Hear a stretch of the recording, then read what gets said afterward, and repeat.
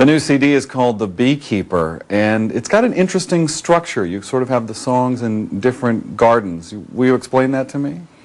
Well, there's 6 gardens, and 6 was the key number here because in the honeycomb, of course, the cell of the bee is this hexagon shape, and that was our parallel with 6 gardens.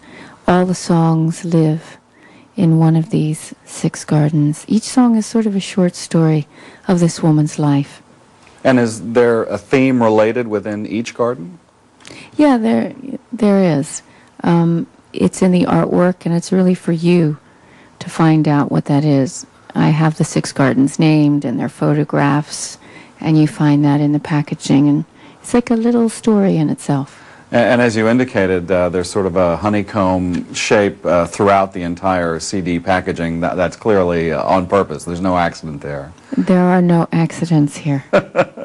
I was reading that sometimes you think that instrumentation has a male or female connotation. How did that affect the instrumentation in the writing of this particular CD?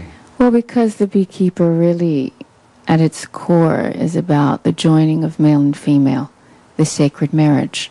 I'm not speaking of human beings necessarily. Of course, that's a level if you want to explore that. But it's within the being. The piano has always been feminine to me. I call them the girls, my Busendorfers. And this organ showed up. A husband put an organ in the piano room, and this B3 Hammond organ just waltzed into my life. And I would sit between the two of them, the organ here and the piano here. And there was this relationship that was going on. One hand would be here and one there. And it was heaven.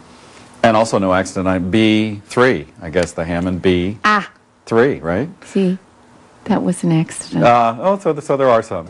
And we might explain, too, because your stance at the piano is very unconventional. Is that because you're sort of used to playing both at the same time? It's a very polite way of saying it, Elliot.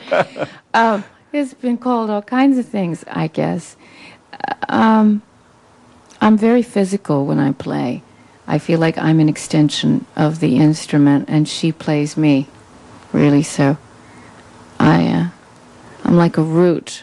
My legs are like roots of a tree that go into the earth, so that I'm very grounded when I play. You don't write out a score. What is your process for writing songs?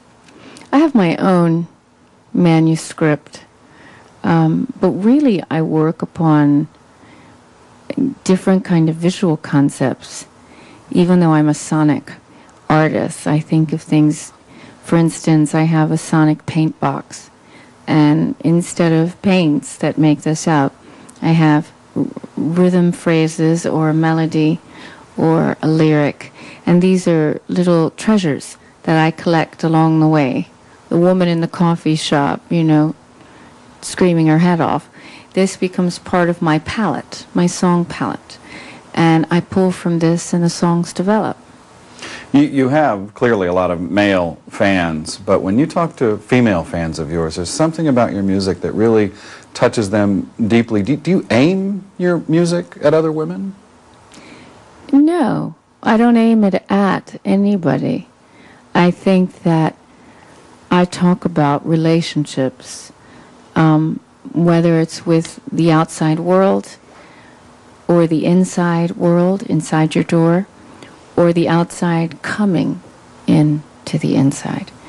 And maybe because of that, sometimes women are drawn to the way that another woman, peels the skin off. I talk about the tattoos underneath the skin. That's what really intrigues me about a person. At the very same time you're putting together this new CD, The Beekeeper, you're putting together now a New York Times best-selling book called Piece by Piece. What was it like to work on these together? It was really tricky. I don't recommend it. I don't think I would do that again. But I would run to the music, I guess, to seek solace from the demands of the book. And Powers would send me questions, and she would be in Seattle and I'd be in North Cornwall, England.